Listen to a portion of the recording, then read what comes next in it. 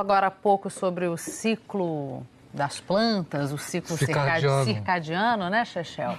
Agora imagina a maior floresta tropical úmida do mundo sofrendo. O desmatamento na Amazônia aumentou 60% em junho em relação ao mesmo período de 2018, do ano passado. Os dados são do Instituto Nacional de Pesquisas Espaciais. E os números mostram que o desmatamento cresceu muito a partir de abril. Os especialistas acham que isso pode piorar nos próximos meses, já que está começando a temporada de seca na região, quando a ação de grileiros e madeireiros na floresta fica ainda mais intensa. A floresta perdeu 762 quilômetros quadrados de mato, equivalente a 2 vezes a área da cidade de Belo Horizonte. De janeiro até hoje, o desmatamento acumulado chegou a 2.200 quilômetros quadrados, uma área maior que a cidade de São Paulo. A nossa produção entrou em contato com o Ministério do Meio Ambiente, mas a gente não teve resposta. André, vou lembrar aqui, você foi meu professor de jornalismo ambiental na faculdade, você sempre falava assim, é difícil a gente dimensionar as coisas, tipo, o tamanho de um Maracanã, o tamanho de uma cidade. Quando a gente está falando de meio ambiente, o que isso significa na prática? Quando uma área maior do que a cidade de São Paulo é desmatada, que impacto isso tem quando a gente está falando de rios voadores, de impacto global, de aquecimento global? O que isso significa? Bom, estes são os piores números para o mês de junho desde 2016. O INPE concluirá a leitura dos satélites final de outubro, início de novembro, e aí teremos, portanto, o primeiro balanço do primeiro ano de governo Bolsonaro. André, é 60% em relação ao mês anterior ou em relação ao mesmo mês do ano passado? O mesmo mês do ano passado. Então, a gente vai ter que dar mais tempo para ter uma análise mais cuidadosa de qual é o volume do desmatamento na Amazônia, onde ocorreu e de que jeito.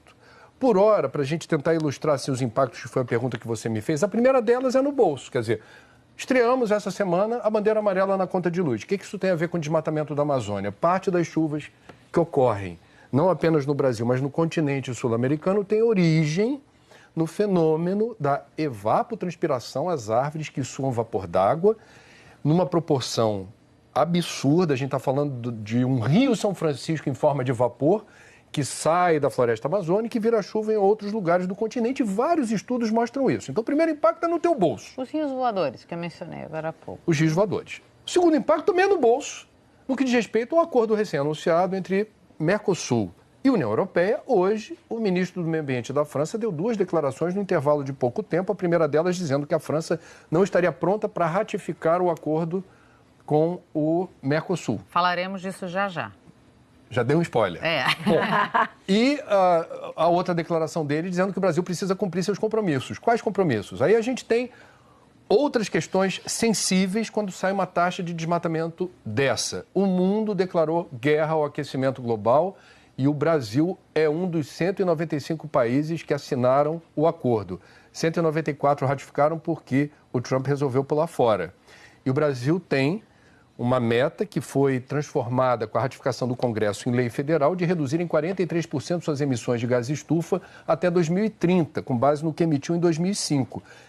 E daí? O que desmatamento tem a ver com isso? Tudo, porque a principal fonte de emissão de gás estufa do nosso país é desmatamento. E a forma mais barata de você ir na contramão do agravamento do aquecimento global é não destruir floresta ou revegetar. Por último, mas não menos importante, me parece que é uma questão sensível, está na berlinda, está no freezer, está no congelador, o Fundo Amazônia.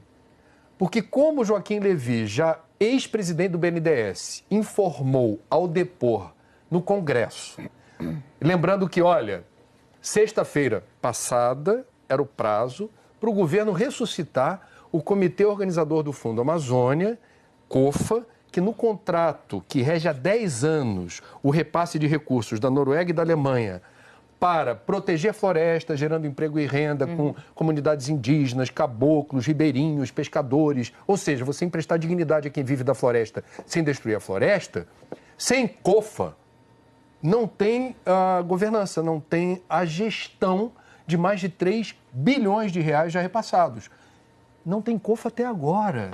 Então, a gente vai ver a manifestação da França preocupada com a taxa de desmatamento, vamos aguardar o que dizem Noruega e Alemanha, que tem todo o interesse do mundo em colocar preciosos recursos em euro, convertidos em reais, para proteger a floresta. E se não protege, o que acontece? Uma das contrapartidas qual é?